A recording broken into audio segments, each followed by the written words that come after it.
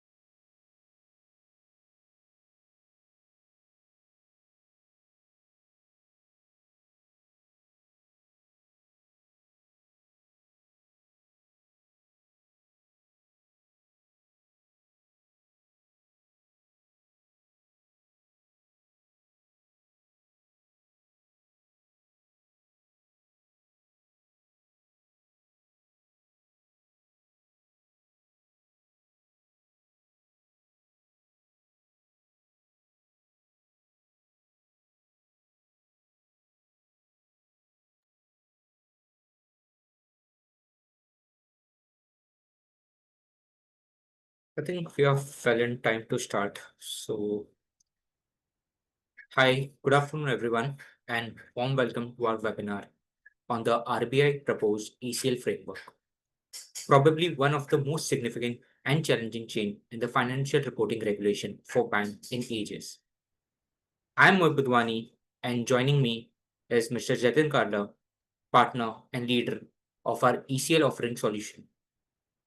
Together, our team has closely studied the RBI's draft direction and their implication for banks, and has also had discussion with several stakeholders. With this, I will now hand over to Jatin for his opening remarks. Jatin, over to you.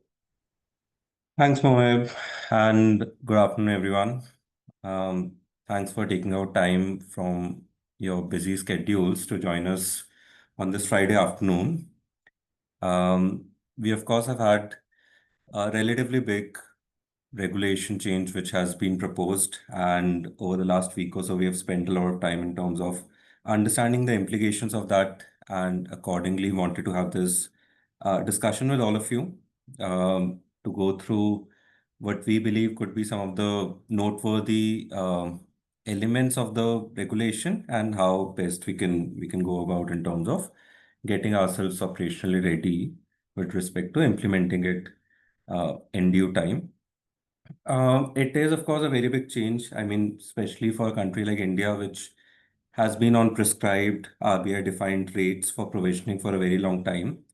For us to move to a forward-looking model, step one, of course, creating our own estimates of credit risk, our own PD/LGD, and then second, also making them forward-looking. It is a big and a very bold change for us, but also something which was kind of due, considering, of course, rest of the world has already implemented these the regulations. And if you look at countries like, even Pakistan and Nepal having implemented it, there was a lot of pressure on India also to align themselves with the global standards of reporting. This is a commitment which India made in 2009 in the conference which happened post the financial crisis. And of course, it was something which was expected for a very long period of time. It is going to be challenging, of course. There are going to be inconsistencies, possibly there are going to be differences in terms of quality on how banks do it. But what we have observed is that with time, there is um, alignment and consistency which gets achieved. which helps system as a whole achieve a greater level of financial quality and reporting in that sense. We'll keep the webinar quite interactive. Several of you would have joined our webinars in the past, and you would know that we like to keep it very interactive. Therefore, feel free to put in your questions, queries, thoughts, insights in the chat box, and periodically we'll take them. You also have an option of raising your hand in case you would want to come on and speak, and at appropriate time during this webinar, we will possibly depending on the time that we have, also take people comments in that sense. So yeah, let's start off, discuss about the key implications, and have a good discussion on this. Thank you very much, Jatin. Jatin, to start with, can you throw some light or background on and the rationale why this change is really necessary? And do you really think it is a positive change for the industry? Yeah. So I think, like I was mentioning, it is something which is a global standard at the moment. Almost all developed countries have done it. There were very few exceptions which also have a plan to do it. Like Japan is planning along with us. FY 27-28 is when they are planning to implement ECL. Other than that, most other developed countries or developing countries had already implemented it. The reason for India, of course, while India, at least in the recent past, has maintained relative stability and improvement when it comes to, the subject. It may be because of active supervision by RBI. It may be because of conservatism that got built in. Having said that, a big problem was still there, which is that it is the credit quality is something, the differentiation that is not something which comes through the provisioning which is there on the financial statements. You might, for example, have a AAA rated customer, you might have a C rated customer. If you originate loans to both of them today, you might end up carrying the same provision, regardless of the significant difference in credit quality. Also, it was that, in case we observe certain risk building up, certain problems being in certain segments, um, there was no requirement really to create provisions at a timely or a prompt enough manner. And often, it was only at NPA that provisions really got built up for stressed assets.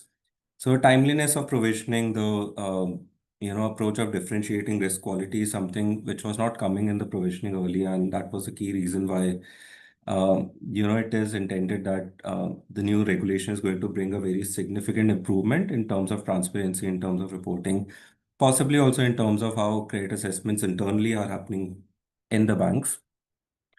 Um, so yeah, I mean, implementation, like I mentioned, could be challenging, but overall, the expectation, of course, also in terms of creating counter cyclicality, in terms of when provisions are built, also resilience of banks when it comes to possible downturns. All of these were objectives which the regulator had in mind when they brought in the standards. And the hope, of course, is that we are able to achieve those objectives with a good implementation.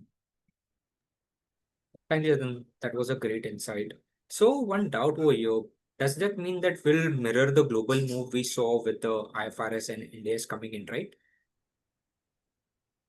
It is very much in line with IFRS and Ind AS, the ECL which they have brought in. Um, Having said that, RBI, of course, has made certain modifications. Some of the regulations are actually a bit different.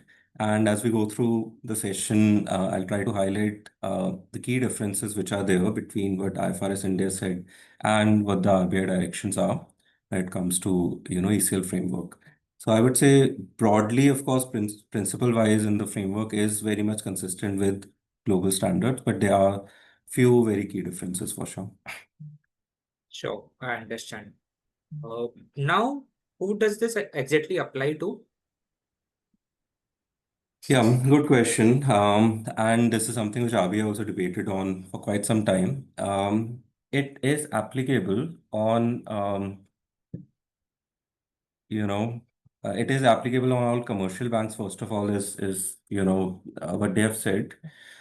Now scheduled commercial banks, but they have excluded small finance banks, they have excluded RRBs, and they have excluded corporative banks essentially from it, which is where a lot of debate happened that should SFBs be included, should UCBs, for example, be included. We of course have had decent amount of consolidation in RRBs also, and also capitalization in some of them, which have made them stronger and their balance sheet also larger. SFBs, of course, have continued in terms of growth and diversification, in terms of products as well. Some of them SFBs they anyways do Ind AS because if they are subsidiary, let's say of an NBFC, then they have to do it because of that reason. But whether they should be brought in the ECL framework for something which was debated, but at this moment RBI has decided to keep them out. Whether it's a temporary exemption for them or more permanent one is still a question which is unanswered.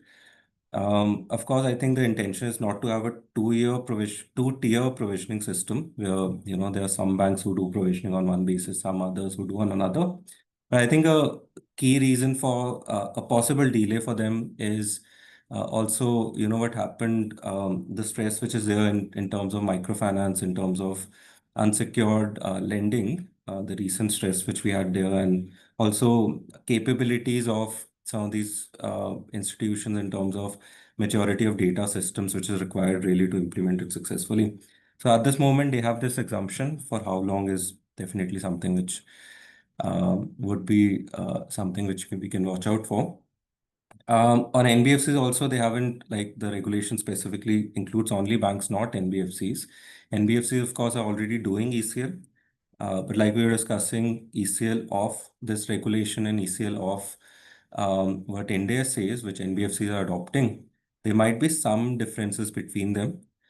Whether a regulator push would be required for alignment between the two, or is it that the practices would naturally get aligned is something which again we'll want to see. But it is quite possible that some NBFCs may look at their practices, compare it with RBI, what RBI said in this, and decide that, okay, there's a need for change. Okay. Thanks, Jatin. Uh, would the foreign bank would also be included in this? Yeah, no, absolutely.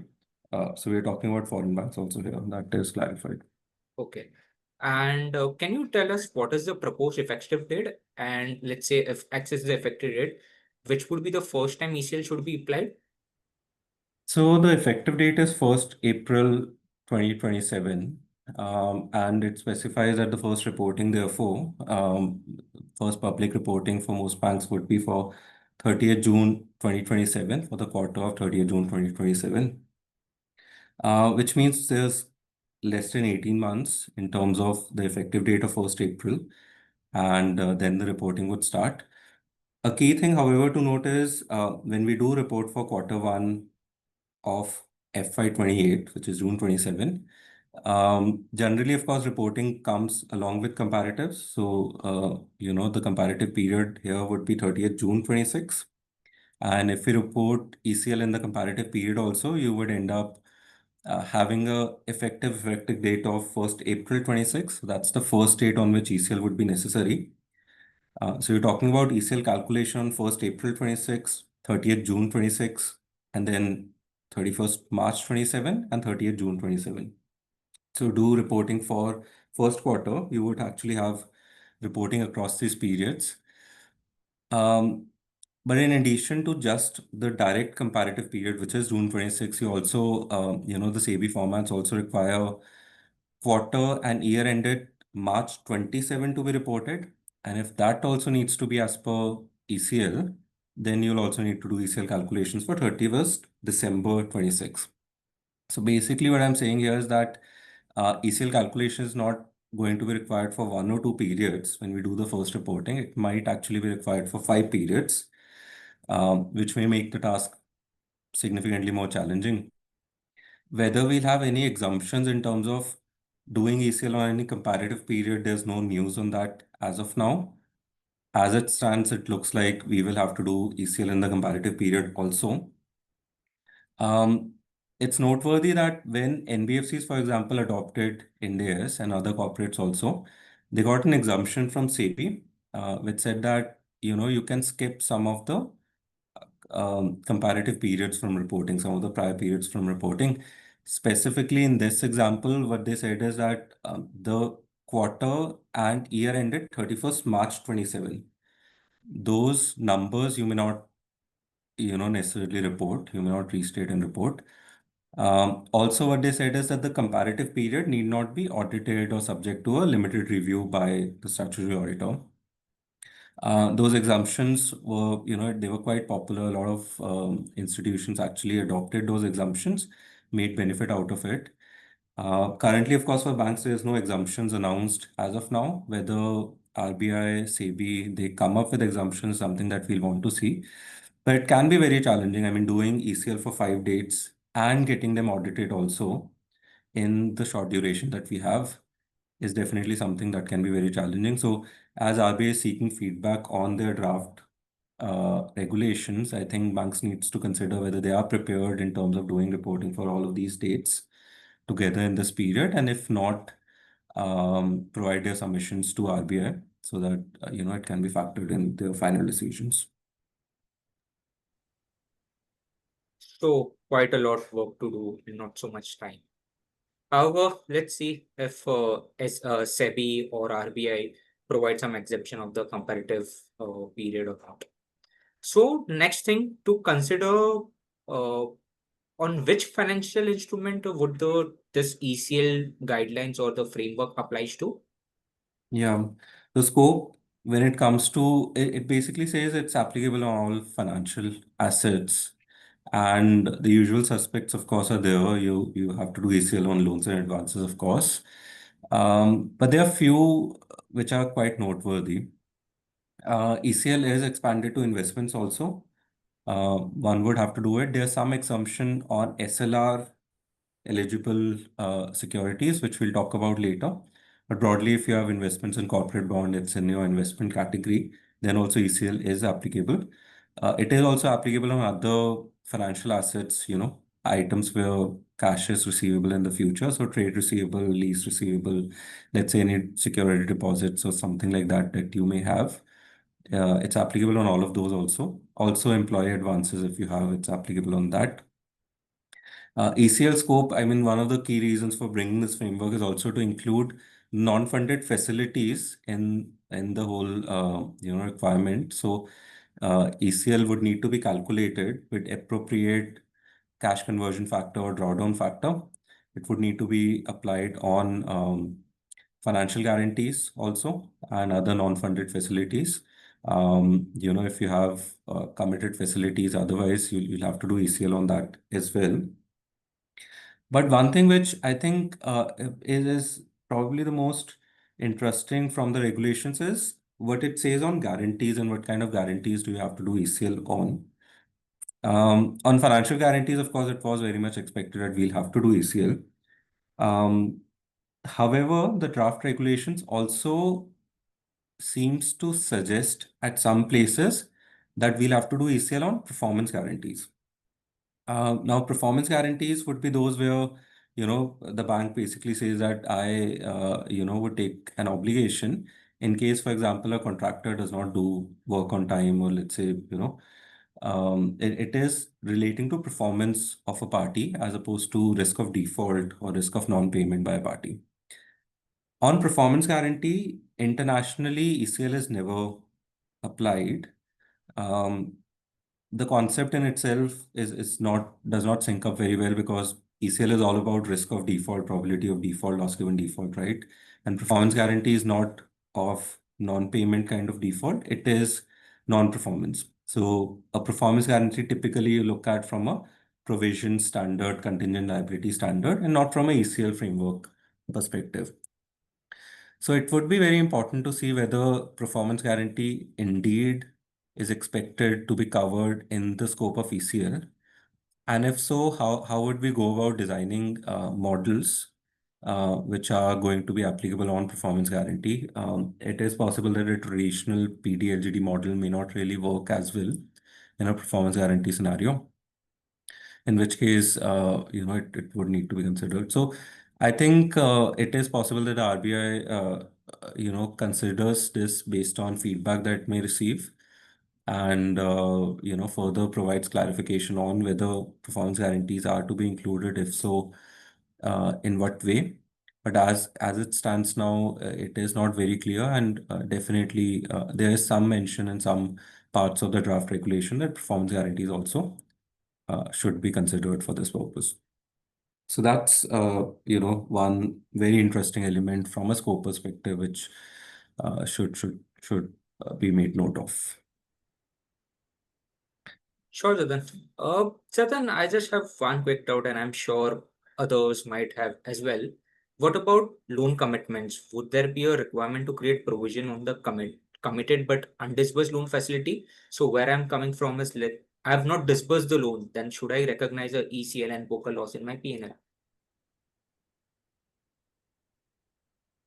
Hmm. From a loan commitment perspective, the standard does clarify, the draft regulation does clarify that it is covered from a ECL perspective. I think the key challenge that comes to here is that committed, what is committed but irrevocable, facility in that sense. For example, let's say I give a sanction letter, but it is conditional on certain things. It's conditional on certain documentation requirements, or let's say there's a certain covenants that needs to be met, or something as a criteria is given, condition is given. But if those conditions are met, then I'm supposed to actually give loan to a particular borrower. So would I consider at the time of sanction letter that I have a committed facility and create ECL at that time only? Or do I wait, let's say, for the first tranche to be dispersed and only then start creating ECL? It's not very well expanded upon in the draft regulation, but if you look at international practices, one would need to consider um, policies around it, whether, for example, we are on the hook, whether it's irrevocable, how much of a right do we have of cancellation, how much is it still in my control in terms of preventing, drawdown, and how much it is not. So that would be an area where some amount of judgment and some amount of policies would need to be created. But as a concept, definitely, loan commitments is something which is covered in this. Also, I think I see one questions from somewhere whether AIFI is included within the scope of the draft regulation. The answer is yes. They specifically mentioned AIFIs to also be included. All India financial institutions, they are included here. Thanks for your insight, Jatin. Next, we would like to talk about the concept of significant increase in credit risk, which we generally call as SICR. What is this concept and why it has been considered by many to be one of the most difficult concept to implement? Yeah, so basically, SICA is a very, very new thing. When IFRS came in, it was the biggest challenge for banks to implement. The reason, I mean, okay, one of the two biggest challenges, the other being forward-looking estimates, but the big reason here is that the expectation of the standard is for us to evaluate changes in credit risk of each facility, evaluate whether there's a deterioration or significant increase in credit risk of any facility after they got originated. Um, and if there is a significant increase, then there's a requirement to significantly increase the provisions also. So it's like a continuous regular monitoring of credit facilities that are already dispersed to keep evaluating what stage they should fall into.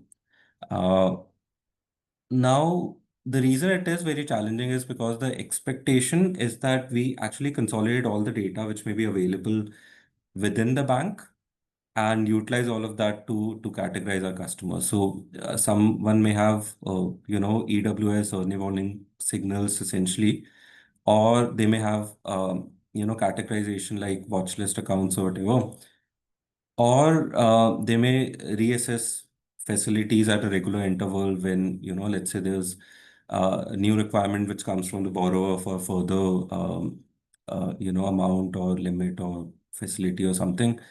So there might be several times when information is generated within the bank about credit risk of a customer. And the requirement now is that all of that be consolidated and evaluated and decision be taken on which stage Based on that, the customer should be categorized into whether it's a stage one, which means there's no significant increase since inception, or stage two, where there has been a significant increase since inception. Stage three, of course, is reserved for already defaulted kind of customers. We'll talk about it a bit more later, but between stage one and two, there's a continuous assessment that one needs to do. If there's a significant increase, move to stage two, and then if there's a reversal, that significant increase has come, if there's a reversal on that, then you bring it back to stage one. So yeah, there's a lot of data that would need to be created, generated, policies that would need to be created for us to be able to successfully implement the whole cycle criteria. The other thing that makes it challenging actually is that the assessment need not just be based on events which have already happened, but also the whole SICA assessment is supposed to be forward-looking.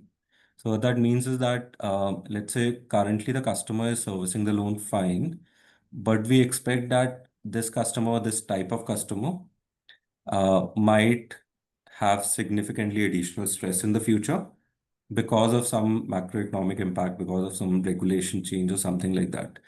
So it needs to be further forward-looking, yeah, which makes the whole task even more challenging. Thanks, Jatin. Jatin, I think your tech is not visible clearly to the participant. Okay. Something like around the stage three, there is some blackout which is visible. Okay. Yeah. Okay, sure. I think it should be Thanks. fine now. Yeah, it's fine. It's fine.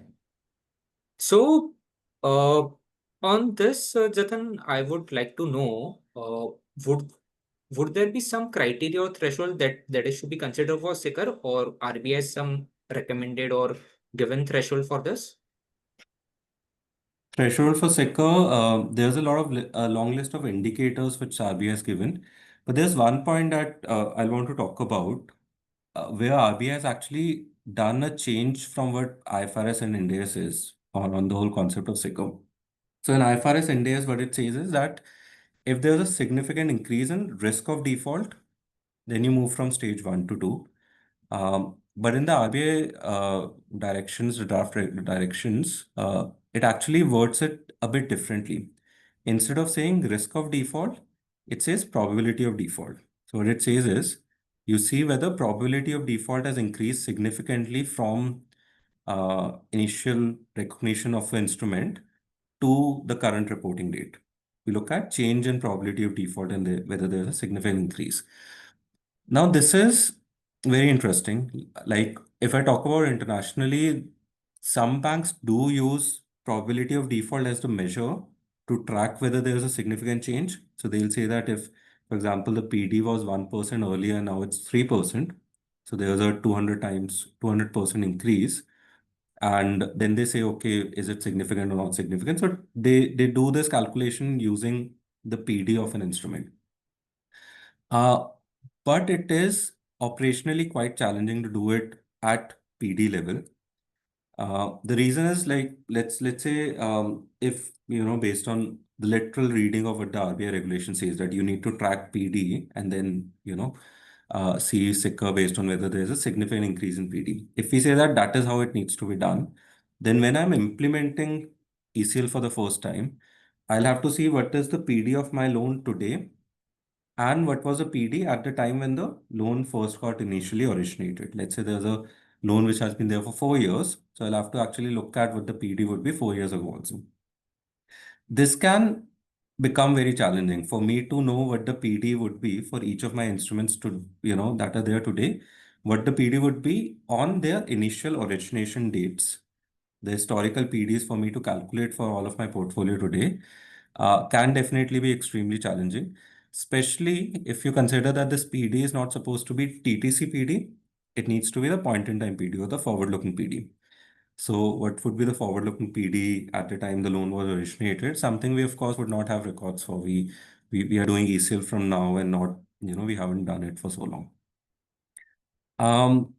So I think, it can be clarified on whether we need to look at the RBI regulation literally and actually do all of this, or is there a way of, a more practical thresholds be determined based on, let's say, downgrades in credit rating or credit scorecards or whatever, or some other criteria that we may do based on data which is more easily available as opposed to calculating PD to day and at origination. So that was a change in wording which was done in the draft directions from what is there in IFRS Ind AS, which potentially can have a lot of operational implications unless it gets addressed later by RBI. But other than that, I think if we talk about criteria, there are a lot of these illustrative list of things which are there. It says that you consider, what you use for pricing and if there are any changes in those factors. You consider if there are any changes in the terms of existing instrument that you have done. Let's say you have added additional collateral. Maybe that's an indicator that there was a significantly additional risk. So on and so forth. You look at business, financial, economic conditions. You look at regulatory, technological environment. Um, so quite a lot of things. It also puts within data points that you look at credit risk on other financial instruments of the same issuer or borrower. So what it means is that, if the same borrower actually defaulted, or not defaulted rather, is let's say 30 DPD or there's a trigger for SICR on another instrument of the same borrower, whether I take all instruments of that borrower into stage two, or do I do this assessment only at an instrument level? So, not do a cross SICR as an automatic kind of a thing. On this, uh, there's no rule which is good that, it's not that all facility of one borrower needs to be in stage two together. It is possible that one facility is in stage two, one is in stage one. And really, it was very necessary also to not make it a rule because of the fact that IFRS India's these regulations very much clarify that if, for example, there are two facilities which were originated at different points in time, and on one facility, since its origination, there's a significant increase in credit risk, while for the other, the credit risk is at the same level as when it was originated, then they may be in different stages. So, you know, so while looking at, another facility and whether there's sicker on another facility can be helpful, but it does not automatically mean that all facilities of the borrower needs to be in the same stage. That's something which aligns us to international practice. So yeah, quite a lot of indicator data points which are there. There are a couple which RBI has added from what the list in IFRS and all, for example, is one. It says that if there are any accounts which are reported to the board as watch list accounts or similar kind of categorization is done for any account, then those accounts should be considered for SICR. It is an indicator of SICR. So one needs to see if we have any reporting to board and therefore evaluate that for SICR is something which is an additional point in the draft regulations. Second, it also says that in case there's a delay in payment of any fees, like principal interest payment delay, of course, is anyways a SICR indicator, but if there's any fees delay also, then also you categorize it as stage two possibly. This is a illustrative list. This is an indicative list. It does not mean that if a trigger like this is here, necessarily it would be stage two. But what they have said is if there are data points like these, it should be considered factored in when you're doing the whole evaluation. Sure. Thanks, Jatin. That explanation was really helpful. We have a hand raised by Nachiket, so maybe if we can get him unmute and he can ask his question. Sure. Nachiket, maybe you can unmute yourself and No, ask I the think we'll question. have to do it. Oh, there are a lot of questions also, by the way. Yeah, am I audible? Yeah. Yes, sir. Hi, Jatin and team. See, when I read the definition of stage three, where it says credit impair, and when I read the definition of credit impair, do you think it implies more than just the NPA reported as per NPA norms? Yeah. It actually does. So, basically how they've done it is that they have first said that anything which is NPA is credit impaired. They have specifically not mentioned a 90 DPD rebuttable presumption, which is there in IFRS and AS. So that thing is not there, but in the NPA definition, of course, you anyways mostly have that thing. other than agri and all, which is an exception. But so NPA is one, which is definitely stage three. But then it also says that there could be other indicators, other situations where an account could be stage three. The definition of credit impaired is much broader than Mm. the definition of NPA. NPA is just one of the things which can cause it to be called as credit impaired. So they've kept it open. It is possible, therefore, that there might be more accounts in stage three than there are in NPA. Um, whether in practice we'll necessarily see that translating into significant divergence between NPA and stage three. Possibly not, because if you look at the NBFC experience, also mostly people have those things aligned only. But still, it is principle based, and it is possible that if you see significant impeding stress on a particular customer, which is not tagged as NPA, then you do move it to stage three. Okay. All right. Thanks. Well, are there any There, other questions in the there, chat? there are, Yes. there are. I think on that note, I would like to ask you again. While I read it, I saw that there were some specific exemption for certain investment under para 29 of the draft regulation. Can you explain what does it mean? Yeah. Okay. So that is actually very, very interesting. So basically, what it says is that there are certain type of instruments on which stage one provisions are not necessary, and it includes SLR investments. It also includes facilities where there's a guarantee from the central government. So like CGT, MSC kind of facilities, if you have under those schemes, if you're doing lending, that those on those you should not have ECL on stage one. That actually opens up a lot of questions.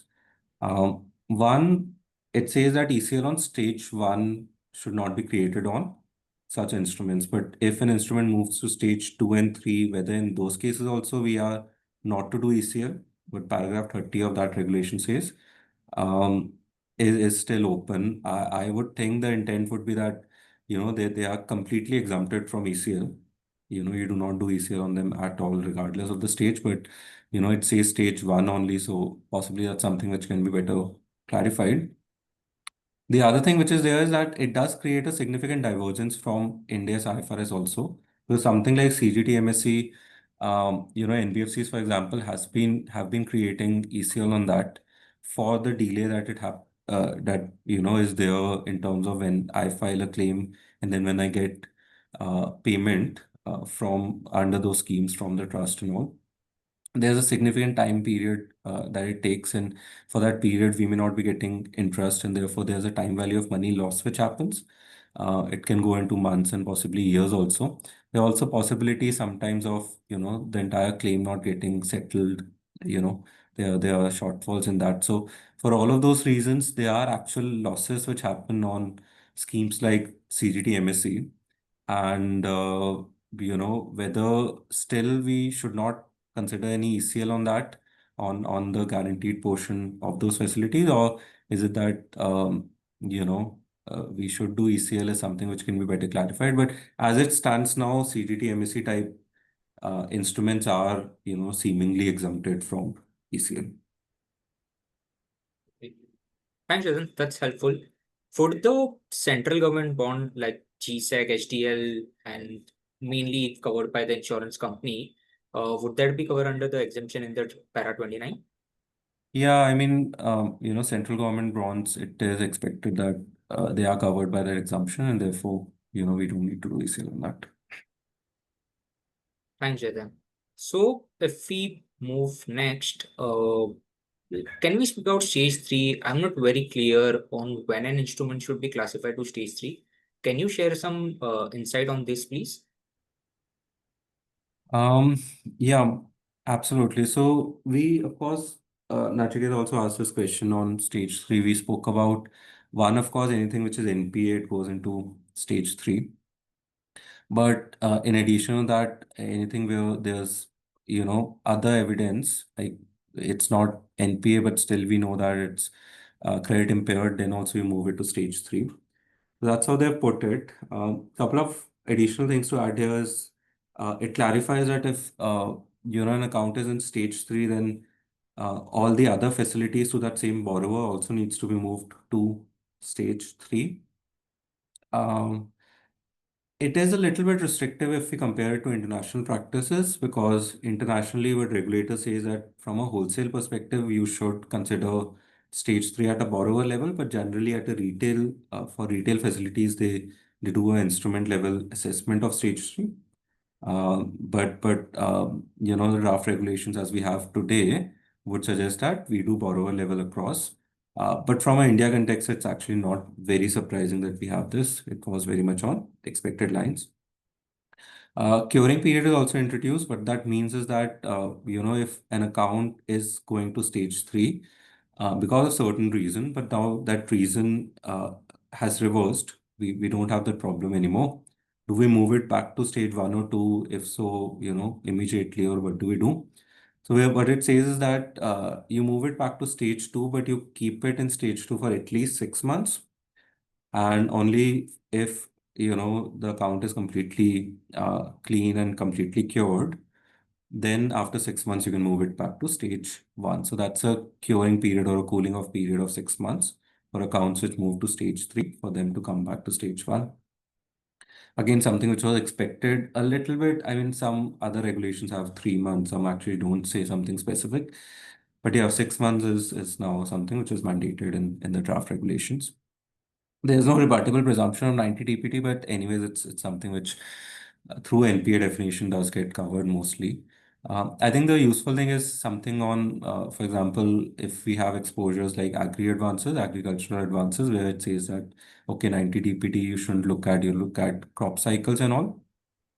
But the other interesting point is that while stage 3 might be delayed, looking at crop cycle instead of 90 DPT in case of agricultural advances, the 30 DPT rebuttable presumption for stage 2 is something which is still retained. What that means is that they may stay in stage 2 for a reasonable long period of time, just not move to stage 3. And in stage 2 also, potentially the ECL might be a bit higher. So yeah, I mean, from a classification as credit impaired, that's the guidance which has been provided. Sure. Thanks, Jatin. I also saw something specific on purchase credit impaired instrument. Can you help explain what that does that mean? So purchase or originated credit impaired instrument, we have specific guidance on that, where it interestingly says that it should be classified in stage 1. Although I believe it might be possibly something which gets refined in the final draft, where basically, because POCI essentially what it is if I get an instrument which is already credit impaired, let's say I give an additional facility to a customer which is already in default, or I acquire from a secondary market, I acquire a facility which is already in default.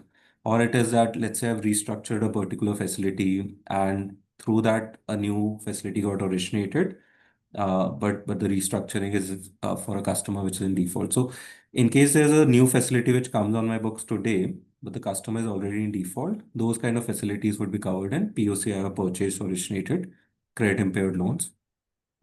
The standard says that the draft regulations of RBI says that it is to be considered as stage 1, which is a bit odd because generally POCI are considered uh, independent of any of the stages. It's not in stage 1, 2, or 3. It's like a separate category in itself. That's what we generally do for POCI. So possibly it gets corrected, but basically what I think the expectation is going to be is that for POCI instruments like these, you always calculate a lifetime expected credit loss and create provisions based on that. So you don't do a 12-month lifetime, all of those things. You do a lifetime credit loss always.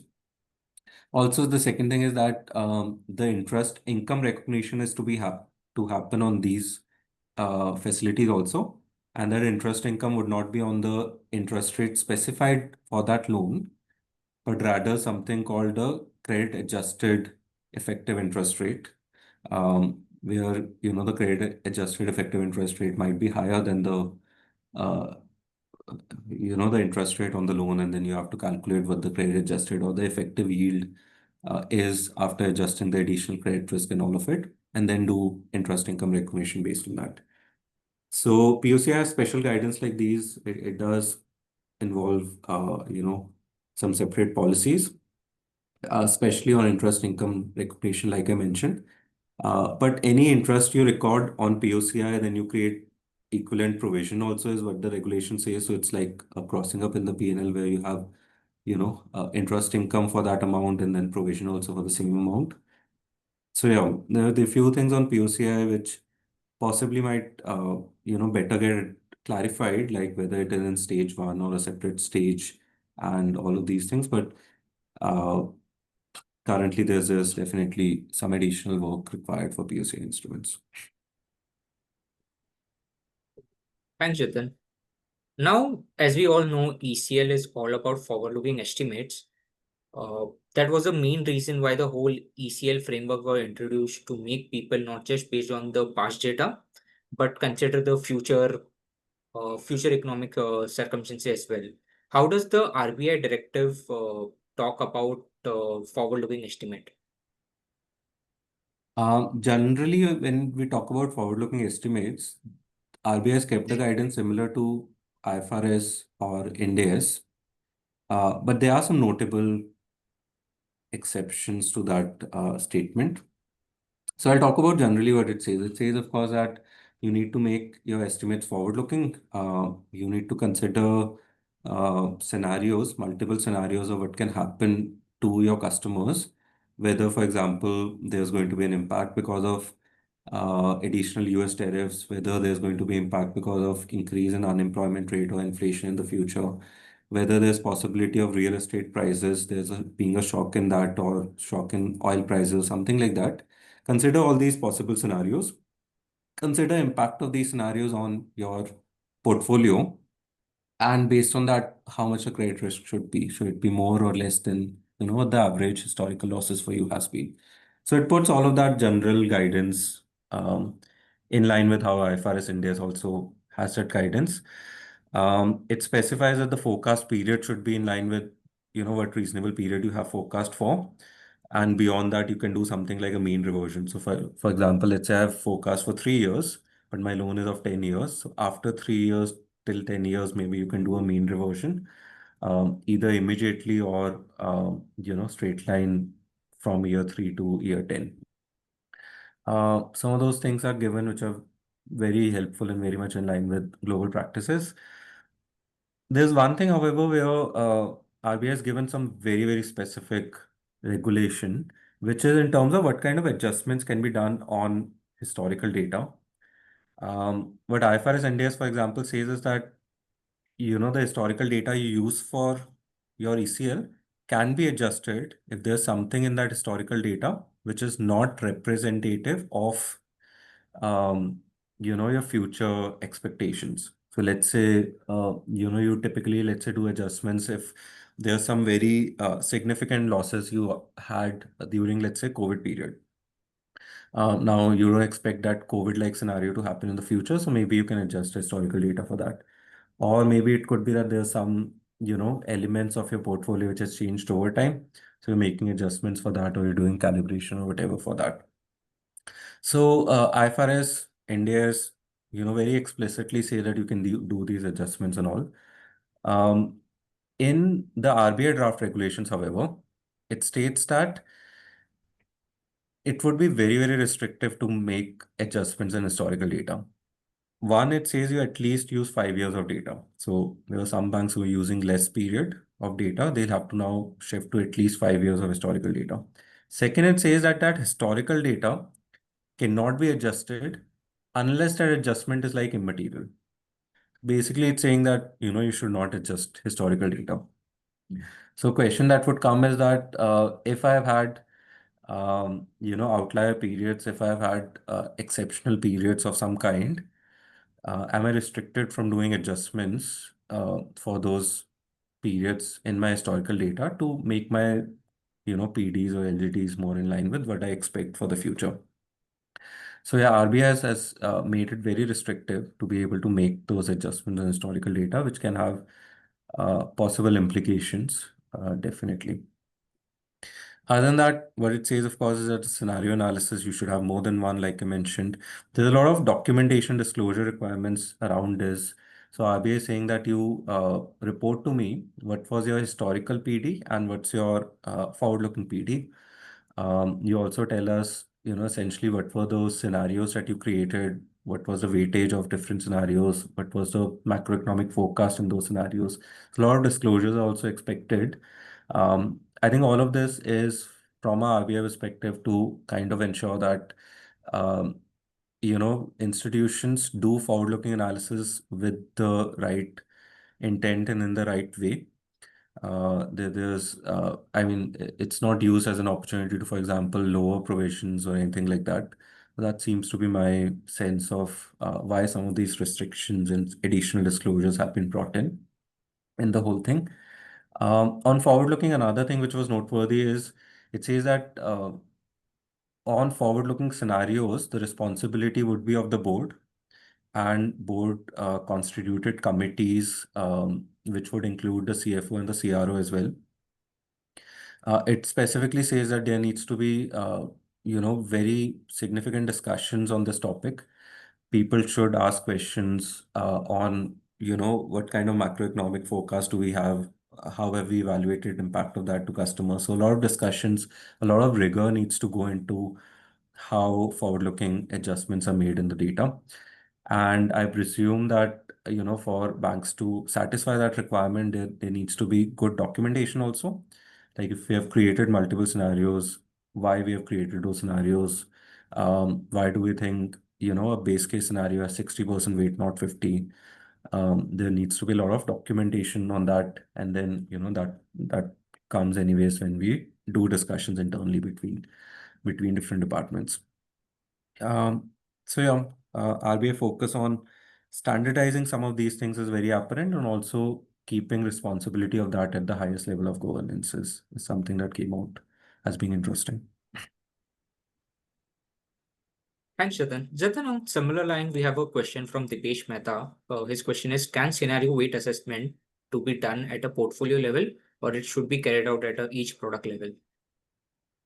Yeah. So it needs to be at okay, whether portfolio or product. Now product can be a portfolio potentially. But basically the point is it needs to be at segment level. So one needs to analyze different type of segments. And this is something which is reinforced by a lot of regulators who do their reviews. So for example, in Europe also, EBA came out with detailed commentary that we expect the forward-looking scenarios to be built at individual segment level because different segments may behave differently in the future. So you cannot have one baseline expectation for all segments which would hold true. For example, there might be certain industries which may do good in the future, certain industries which may be in stress, certain products or certain type of customers which may, have more stress than others. Having said that, the whole modeling is so complex that generally it is quite common to aggregate certain segments and do analysis for them together. So let's say several of the retail portfolios or products, we bring all of them together, do analysis for them, which is similar. For wholesale also, let's say we look at, let's say, breaking down between vulnerable industries and more stable industries and do, projections or do forward-looking estimates, and the scalar and sensitivity for them is kept separately. Because obviously disaggregating at all segments, all this might become difficult. The other thing also is that while we do analysis for them separately, should we have different macroeconomic forecast also for each of them? The answer to that would generally be no. The forecast of GDP, property price, all of these things would remain same. The only thing that would change is how they impact different segments. That, of course, you'll have to look at separately for each segment and do that differently. It is also possible that some segments has some unique scenarios. Let's say I have MFI segment, I have a scenario of, let's say, natural calamity or some regulatory change or something for some states. But those scenarios are not really applicable for some of my other portfolios. So when I'm creating scenarios, like say 3, 4, 5 scenarios, whatever, generally people have 3 or 4 scenarios. There's some scenarios which is applicable for some segments and not for others. So there we can have differentiation. Yeah. Hope that answered the question. We have hand raised by Bhadra, so maybe if we can get them unmute and they can ask the question.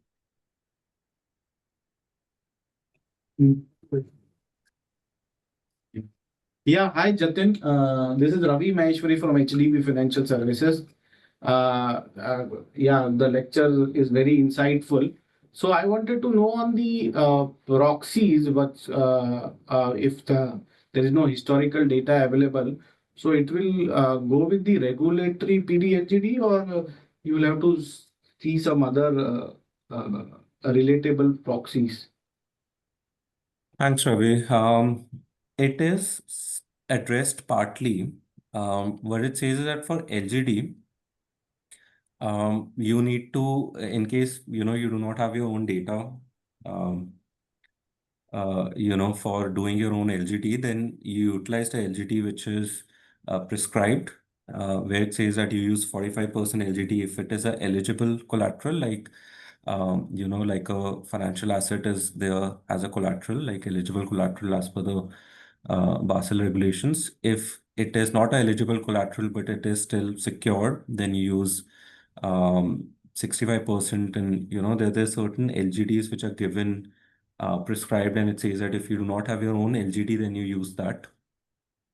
But it also tells that it is possible you do not, for example, have 5 years of own data, in which case you may use appropriate proxies. In case of PD, it just says that you have a floor of 0.05%, but it doesn't say if you do not have your own PD, what do I do? In those cases, as is the practice currently also, is that you'll have to consider what kind of external data possibly I can utilize to create appropriate proxies first, and then compare it to the flows which are given in the regulation. We'll talk about flows also, prudential flows, which are there at a product level, at a stage level.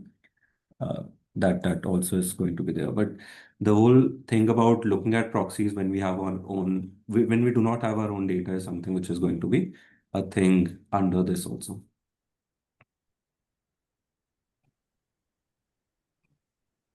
Yeah, thanks, Jatin. Yeah. Uh, Next question, Jatin, it is something similar as came up in the chat box as well. Do you see situation where ECL might be lower than the provisioning done today, either because the bank has excellent credit quality or because of the forward-looking adjustment? So do you see that a possibility? Quite unlikely. So there are these prudential flows which have been given.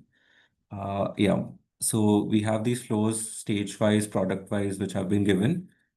Because of which it is quite unlikely that any of the banks would have ECL, which is going to be lower than the provisions that they're carrying today. Now, some of them would actually possibly end up calculating ECL, which is lower than these rates. Particularly, I can think of some foreign banks who have a portfolio which is only to very, very good customers, right? So in those cases, their stage one ECL might be significantly lower than 0.4% because their PDs are low, their LGDs are low. So eventually the ECL might be 0.1 or something only. But with this floor being there, they would not be able to use the ECL which they calculate on their own, but rather have to, stick with the 0.4 minimum. It is even possible that some portfolios, the gold loan, actual losses might be less than 0.4 because of, the good collateral and the liquidity of that. But still, again, the flows would actually prevent ECL potentially going significantly lower than, the provisioning levels that they might be currently.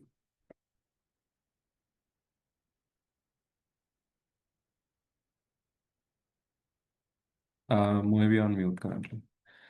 Sorry, my bad. I think there is one hand raised by YB Gupta, so if we can take up their question.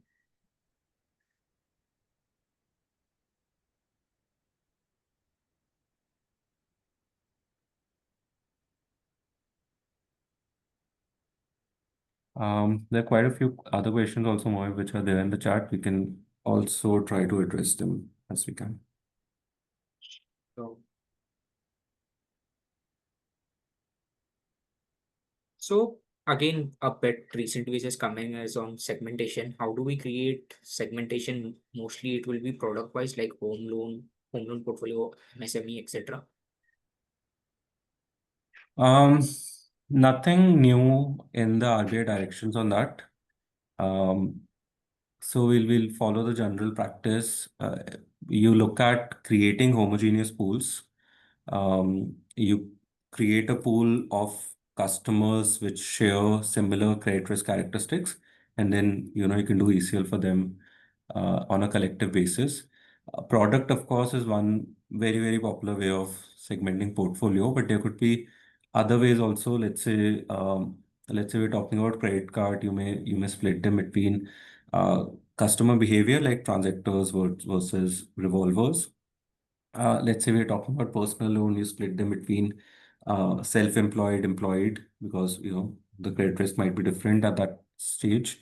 You can also look at segmenting based on score bands, like behavioral scorecards, if you have used segment based on that. So yeah, from a segmentation perspective, analysis would need to be done by the bank, looking at what kind of portfolio they have and how best they can split it into pools which are differentiated between the pools, but within that pool, the customers are homogeneous and similar.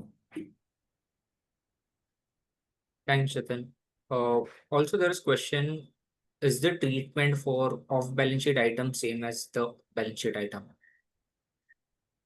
There's this something which is very interesting on off-balance sheet item.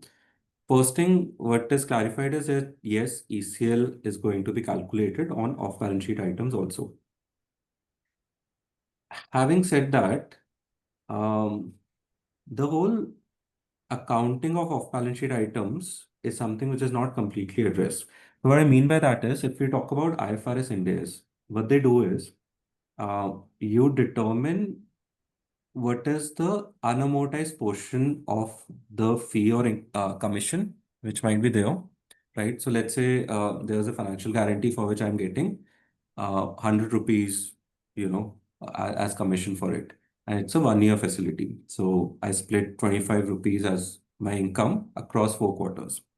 So when I'm at the start of the contract, what IFRS Ind AS would say is that the 100 rupees, which is going to be your income over the period, you record it as a liability, right? And then you calculate ECL. And if ECL is, let's say, 80, then you do not need to book an additional charge in the P&L because you already have a liability of 100. You keep it as is. But in case the ECL was more than that 100, let's say it was 120, then you create an additional charge of 20 in the P&L as an ECL on this facility. Generally, if the unamortized portion of the fee that you have as like deferred revenue or liability in your balance sheet is already sufficient or more than the ECL that you calculate on the facility, then there's no additional charge which comes in the P&L. That whole thing is not clarified in the draft directions. And, of course, banks are not on Ind AS IFRS, so they may not be following it. I even know of some banks who are not even deferring the income, recording it upfront. So, you have practices which are not really completely defined when it comes to, income recognition for non-funded facility. So, question that might come in is, let's say I already have this deferred revenue of $100 because I'm amortizing this over the period. So, I have deferred revenue of 100 amount. Um, is it required for me to create ECL which is over and above this? So have 100 plus 80 as a liability for this instrument? If so, then of course there would be a very significant gap between our practice and international practice. So accounting of non-funded facility when it comes to whether ECL is over and above any liability already recorded for deferred commission or not is something which is possibly something which is worth clarifying. And if not, then, it can cause a divergence between international practice in India. Just the last two questions before we move forward. On similar line to off balance sheet, but again, I'm sure it would apply to on balance sheet exposure as well. Would the security like FD posted for the guarantee to be considered to reduce EAD? Yes, so that is very much clarified that when we talk about LGD, all kind of credit enhancement, all kind of recovery from security is something that can be considered from a LGD perspective. But I think your particular question is whether it can be used to adjust EAD. Um, Generally not. Generally, the better practice that we consider is that all of these credit enhancements, security, be it cash collateral, anything like that, all of this is used to adjust the LGD and not the EAD. Having said that, there are some isolated practices that we saw at some international banks where instead of adjusting in LGD, they were adjusting it in EAD. The net effect is, of course, the ECL comes down for that. But what we strongly recommend is that it should be adjusted in LGD and not in EAD. And that is something which is supported by how the draft directions given by RBI also says, on this topic. Okay. And Jatin, one last before we move forward.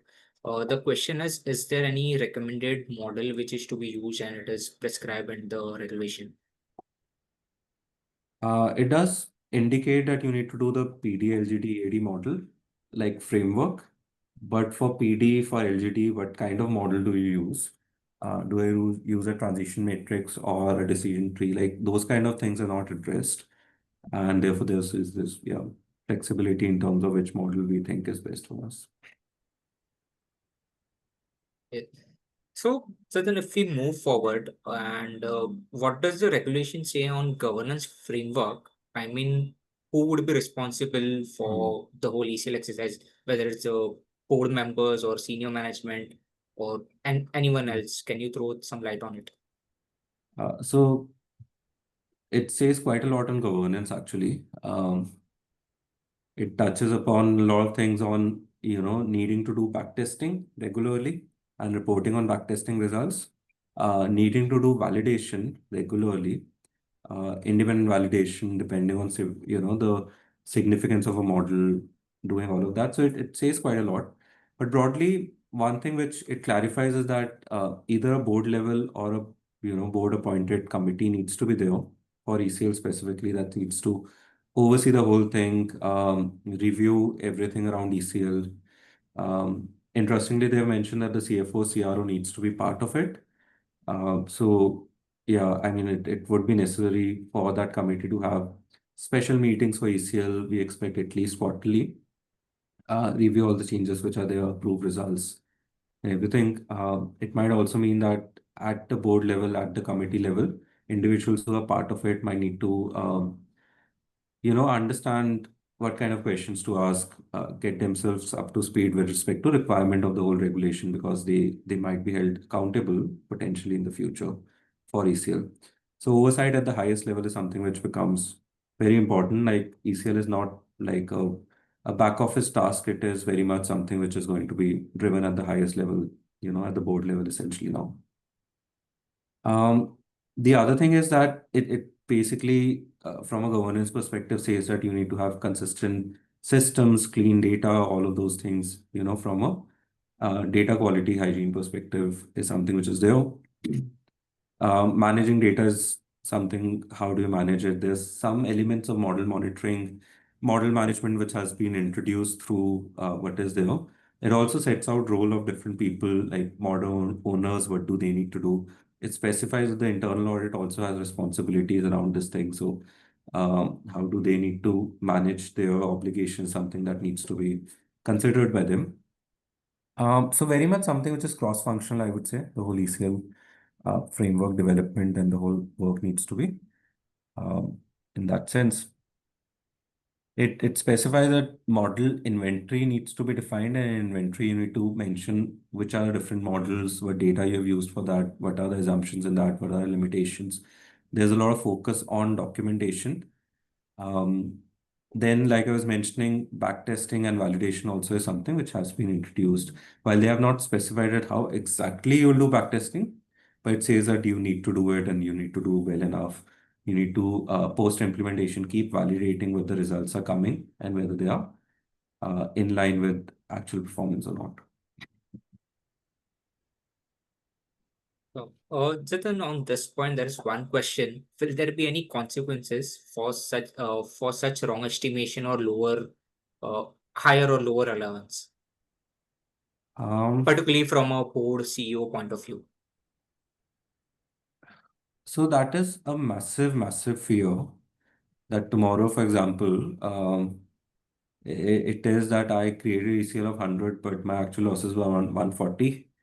What would it mean for me? Is it that I'll be held accountable? What would be the implications? Those are some very genuine and real fears wherever ECL framework was introduced. And I mean the way RBI regulations, the draft regulations mentions about governance and committees and all of these things, I think the fear is genuine. The only thing I'll suggest is that um, documentation, of course, is going to be very, very important. Justifying, validating, spreading responsibility across developers, validators, having reasons for everything that we do. All of these things would help answer questions in the future.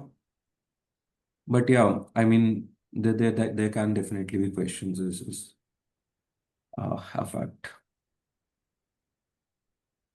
Oh. Uh, Jatin, moving ahead, can you shed some light on the disclosure requirement? Yeah, I mean, very detailed, comprehensive disclosure requirements. It actually goes one or two steps beyond international level, like internationally, what disclosure are needed. So basically, to summarize, everything needs to be disclosed. All scenarios that you've created, what kind of model you've created, what the results are at the segment level, what the changes from last year to current year have been, what the impact of those changes have been. A lot of disclosures definitely are needed. But apart from those public disclosure, there are certain disclosures which are to RBI directly, which again are quite extensive. So yeah, from a disclosure perspective, transparency is something that is a focus, and requirement would be to spend a lot of time on creating the right disclosures. Yeah, sure. Thanks, Jatin. Uh, Next, I can see the other big change that is on EIR. What does this mean for the bank? Yeah, so AIR is a big change where interest recognition would need to be on effective yield of an instrument and not the contractual nominal interest rate within the contract. Um, RBI used it as an opportunity to kind of modernize the whole income recognition framework as well. This is going to be an extremely, extremely big challenge, especially one time, like at the initial date. Subsequently, maybe once things get streamlined, it's fine. But initially, there's going to be a significant challenge because essentially, what it means is that on each facility, on each instrument, you need to know what were the cash flows, all the cash flows on that instrument. And that would include any kind of cost that you incur, like a commission or a third-party cost that you incur, or any kind of fees that I received from the customer, like a processing fee, upfront fee, or some kind of charges or fees that I received from that customer.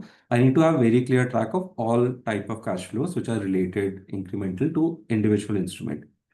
And the challenge here is that sometimes these cash flow may not really be very specific to instrument. They may be, let's say, I make commission payment based on a group of loans. So I don't know exactly how much was the commission for one individual instrument. Or it can be that, I receive certain fee and charges from a customer, but that again is for two or three or four facilities together. They are not specifically identified for each individual facility. But to do EIR, you actually would need at a facility level, which the data may not really be tracked at the moment. Systems may not be maintaining tables which has tracking of all of those things. So it becomes a massive challenge that, for all the facilities today, how do I go back, identify what were the cash flows on those facilities, all income receipts, cash inflow, outflow on those facilities for all times, in the past. But currently, that's what the requirement is. It does say that, you need to do EIR on all facilities, including the ones existing today. And doing that would be a massive, massive task. I think it might make sense to get some level of practical relief. One of the things that was being discussed by some stakeholders is, does it make sense for EIR only to be prospective? Like for new facilities, we do EIR because from today onwards, I can start tracking these things. But historically, how do you take records and create those, those databases? So I do it prospectively, but for retrospective instruments, I keep income recognition based on, whatever was the earlier requirements only. So I think banks need to consider how difficult it might be for them to implement the whole EIR framework. And if there are practical challenges which might be there, how do you, what submissions can they give to the RBI that potentially can help them get relief on this element.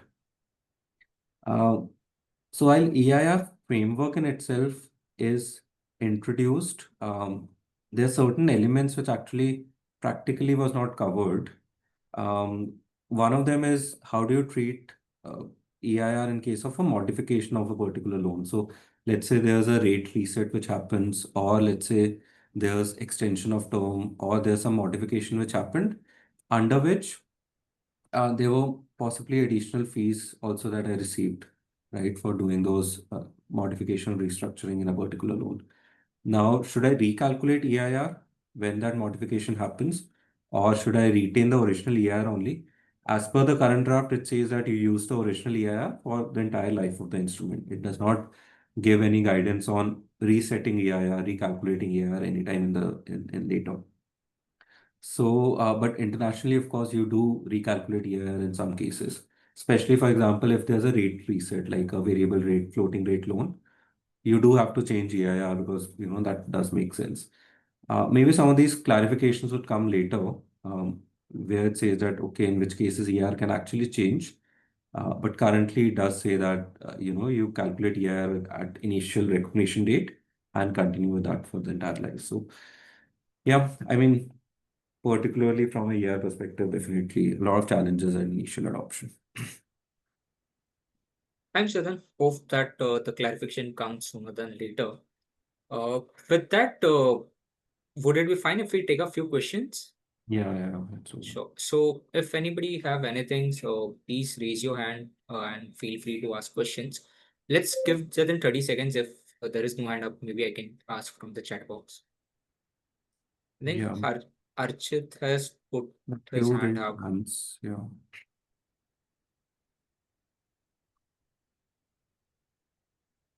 Can we have them unmute, please?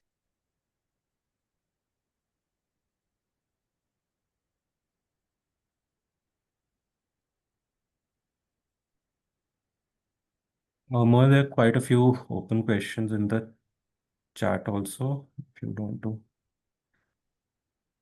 Sure. So one of the questions is, should we consider rating of a customer for a given facility or at a customer level? See, some institutions would have rating at a customer facility, in which case they do not have a choice. But if we have facility level ratings, then definitely facility level ratings can be utilized. Yeah, hi Jatin. Am I Hi. audible? Yeah. So basically, this was a follow-up question with respect to the exclusions that you just mentioned, which need not be tested for SICR, which was basically the SLR instruments and the government exposures. So are the banks allowed to keep them excluded from the prudential flooring check as well, or do we need to consider it for the prudential flooring check? Yeah, not very directly clarified, but the intent seems to be that it is excluded completely. So we do not create any provisioning on that. Also, interestingly, like you mentioned that is the assumption that we remove it from SICR, like for example, in IFRS, some of you would know there's this low credit risk assumption, wherein if there's a low credit risk instrument, you keep it in stage one forever, right? Right. Never move it to stage two and all. But RBI has taken a very different route to give an exemption. What they have said is that actually you do not do stage one provision only on these. So it's not an exemption on SICR or it's not like a low credit risk thing. It is for low credit risk instruments, but the exemption is very different where they seem to imply that you do not need to do ECL only for these instruments.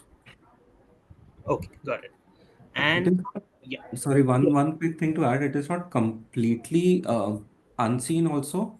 So there are certain other countries where regulators have given exemption that if you have exposure, direct exposure to the central government, like a sovereign bond or whatever, you do 0% ECL on that.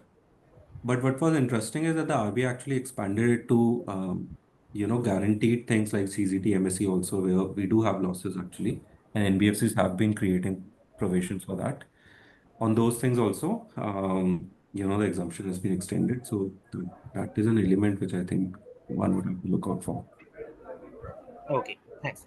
And my second question was with respect to do you all feel is there any specific guidance on usage of internal CCF to arrive at the EAD estimate? And where I'm coming from is more of a kind of a prepayment analysis that the bank might carry out on its portfolio.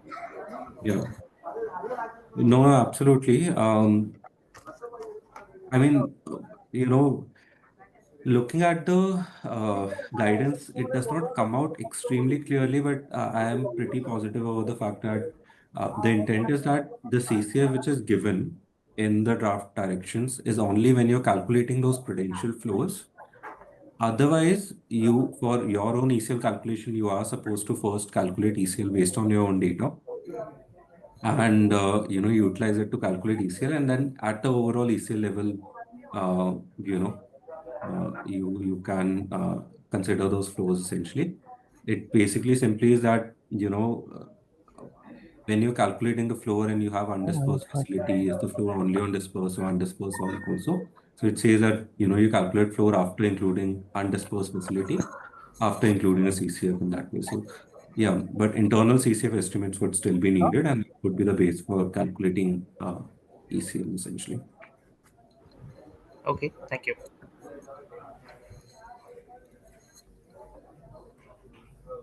So then one question is, for inception date, does it mean the opening date of the loan, basically the disbursement loan, or the sanction date? Yeah, so it says origination, and the origination is when you first get exposure to that facility. So it generally should be when you initially record it, when you have the first exposure to that facility. It should be, it can be a bit earlier than, when the first disbursement essentially happens, and when the first drawdown happens, it can actually be a bit earlier than that also. Thanks. On curing, this question is on curing. It says that RBI has not specified the curing period for transition from stage 2 to stage 1 or stage 3 to stage 1. What should be the minimum time frame for curing period for the transition? Uh, From 3 to 1, it is 6 months that is defined. So, there needs to be 6 months of cured status for you to be able to move it to stage 1. But from 2 to 1, it is definitely not defined. Um, Technically, you can move from stage 2 to stage 1 immediately. Like, let's say 30 DPD happens, so you move to stage 2. And now it's 0 DPD again, so you can immediately move it to stage 1. There's definitely no need, as per the regulations, to necessarily have a curing period. Some do have practice of having a cooling off or a curing period for facilities between stage 2 to 1 also. Especially in wholesale, it is a little bit more popular to have curing period while for backward transition from 2 to 1. So these can be policies which can be created. Having a curing period potentially helps from a volatility perspective. It helps lower volatility. Quantitatively, how we evaluate is that we look at loans which get cured. What is their re-default rate? What's the historically observed probability of defaulting again? And if it is very significant, then we keep it for some time in stage two only, and then only take it back. So yeah, it would be policies which would need to be created by banks individually for 2 to 1. And on treatment of stage two as specific provision instead of general provision, whether it is aligned with the global IFRS standard and ECL norm applicable for NBFCs in India, basically Ind AS. Yeah, so stage two, it is specified that you keep it in as specific provisions instead of general provisions. Um, it was something which was debated, like whether stage one and two both should be general and specific should only be stage three. But I think how the RBI ultimately decided upon it is that um, considering stage two is also, where at an instrument level, mostly you would identify some indicator of stress, like because it is 30 DPD on that instrument, or there's some specific reasons generally. So we consider it to be specific provision in that sense. They could have taken, the route of keeping it general, but they've gone forward, kept it as a specific provision. Uh, Somewhat on sicker point of view, the question is on this point of PD increase, if loan is subject to review, like in case of credit card type of loan, how will this be computed as assessment as good as onboarding, as rigorous as onboarding the customer? Okay, so yeah, that is very important for considering what is the lifetime of a facility. So let's say I have overdraft facilities, credit card facilities, limits essentially, where I have a right to actually cancel them, maybe with a 1 day notice, maybe immediately at any point, kind of a thing. The question is, for what period do I actually have exposure? Now, technically, if I can cancel those facilities immediately, I should not really have an exposure for a long period of time, right? I actually have almost zero exposure because I can cancel immediately. So on those things, the regulations does specify that you need to take a substance over form kind of a thing here. What that means is that in case you actually do a rigorous enough evaluation of those facilities and then decide whether to cancel, not cancel, renew, not renew, if you do a very rigorous analysis of that, then your lifetime would be restricted to the period when you expect to do that review. But if it is like auto renewal kind of a thing, and if it is like it would not be cancelled unless there's something significant which gets identified otherwise. If it is kind of like that, then the lifetime would be greater. It can actually include periods beyond when you expect to do that review, and period beyond what may be the initial contract uh, lifetime of that facility. So yeah, I mean, it depends on the rigor by which we are doing that review. You can substantiate it by saying that how many cancellations do I actually do? How many renewals do I actually, not allow? And based on that, if it is a significant enough number, I say that, okay, my process is quite substantive and therefore, my lifetime is restricted to that period till that renewal is due. But if it is that I hardly do any cancellations, I hardly do any rejection of renewals, then possibly your lifetime is much greater. Okay. On similar note, other than you have answered a couple of more questions on this line, but one point over here is while you spoke about this non-funded exposure per se, is there any restriction which we can mean on a longer term portfolio, let's say home loan, where generally tenure is 30 years, and can we take a lifetime ECL of let's say 7 years and say my expected timeline is 7 years? You can. There's one, particular reference given to prepayment modeling also. So yes, you can do prepayment modeling and say that typically while contractual life is 30 years, my effective life of behavioral life of instruments is a bit less. Let's say 12 years, 13 years is my average life of home loans. But Practically how you do it is also very important. So let's say your average life of home loans that you give is 12 years only. But the accounts which are more stressed accounts, the accounts which actually end up defaulting, for them, the average life, let's say, is much greater. There's a difference in prepayment behavior between customers who default and customers who do not default. If that is the case, which sometimes is the case, that customers who do not default or are less likely to default, they'll have much more chances of prepayment than the customers who are at a higher likelihood of default. If that is the case, then the prepayment behavior you use is not for the non-defaulted cases, it is actually for the defaulted cases. So it may be that overall portfolio level, your behavioral life on average is 13 years, but the one I use for my ECL of course is on accounts which have a probability of default essentially. So there maybe I use 20 years instead of, a lower average life. Thanks, Jatin. Jatin, there is one question on flooring, although I'm just rephrasing it to add a bit of more of flavor on it. So it says that for a stage 3 loan, which are, let's say, more than two years overdue, there is a requirement to have a 100% allowance. So does that mean the PD and LGD would be 100% in that case? A bit more context I would like to add on it is whether this assessment has to be done at a instrument level or at a portfolio level.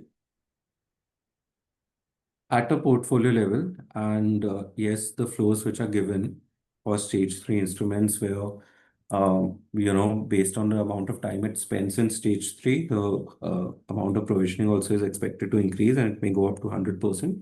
In those cases, your effectively your PD, LGD, everything becomes 100%. Thanks, Jatin. Uh, if we can take two more questions, that's fine with you? Yeah, of course. Sure.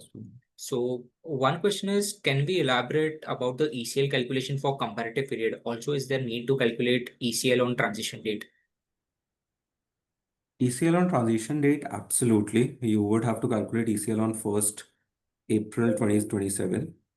There are two reasons. One, of course, to calculate your current quarter impact. Like for quarter ended June, you would need, okay, what is my opening ECL? What is my closing ECL? The difference is ECL for the quarter. So you would need the opening number for that. And second is the transitional provisions are such that the impact on 1st April 27, the additional provisioning requirement as on that date is something which you can spread over 5 years. You can take, 1/5 of it on 1st April 27, 1/5 on 1st April 28, so on and so forth, till 1st April 2031. So absolutely 1st April 27 ECL is needed apart from 30th June 27. If comparatives is needed, which currently, of course, it seems that comparatives would be needed. There's no exemption, so you'll have to do comparatives. If that is needed, you'll need ECL calculation on 1st April 26, 30th June 26, and 31st December 26 also. So 5 dates ECL calculation needs to be done, audited.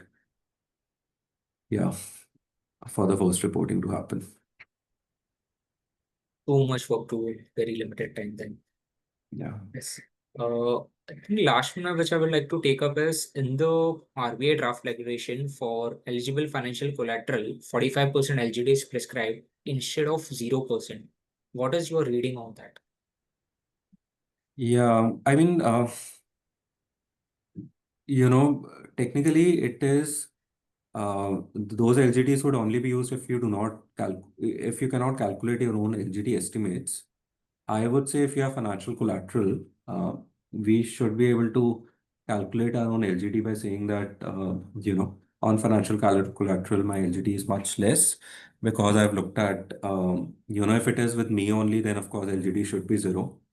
But if it is, deposits of kept with another bank that I've taken on lien or something like that, then also considering the credit rating of that bank and everything, your LGD would be much lower.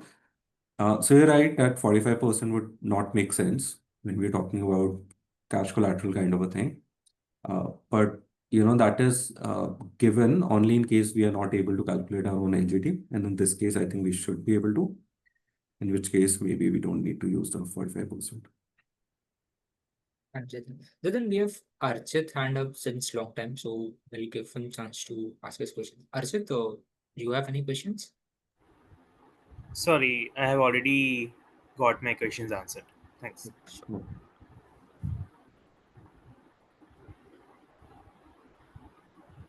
Sure. Then there are few more questions. Maybe if we can take couple of them, that's fine. Yeah, no, absolutely. That's Sure. why we keep this buffer also, so that we can answer questions which come in. More than happy. Sure. Just one second. Just for stage 3, you have answered this in somewhere or other during the start of the webinar. But again, this question is for stage 3, guidelines says credit impaired. In your interpretation of definition of credit impaired, do you think it implies more than just an Yeah. NPA reported as per NPA norms? Yeah, it does extend beyond NPA. I think this one is discussed already. Okay.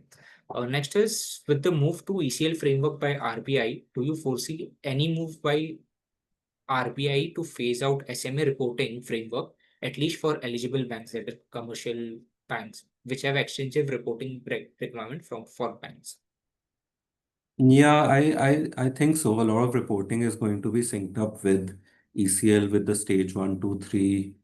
The definitions are going to move to that. There's, quite a few circulars which got repealed as part of this draft regulation. So I absolutely do expect that, all the reporting are going to be synced up with ECL going forward. Thanks. What will the treatment of accepted provision made by the banks over and above the standard provision? I mean, there's no concept necessarily of accelerated provision in ECL. Technically, ECL needs to be based on whatever is your best estimate of expected credit losses. And, your ECL cannot be more or less than your best estimate. So I don't know if I got the question correct, but I think it has come from the sense that on the day one you have to over the 5 years you said that the okay. effect have to be eased out. Okay. So I So think from that point of view, whether currently if we you had have a it. higher, yes. Yeah. No, I can look at the fine print for it again to confirm, but my initial sense, of course, is that you look at total provisions which you were carrying earlier versus ECL required now, and transition adjustment is for that period. So if you do deferral, that is also for that amount only. Okay.